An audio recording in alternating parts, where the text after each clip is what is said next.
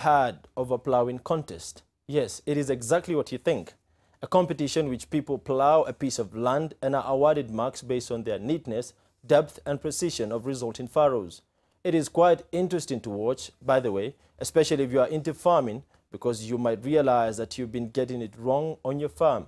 The Global Plowing Contest has kicked off in Kenya at the Egerton University grounds in Nakuru County at an event graced by President Uhuru Kenyatta.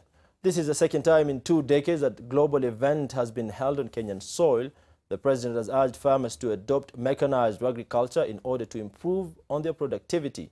He said the farmers will now be able to access affordable modern machinery from the agricultural mechanization stations that have been set up in the last 6 months.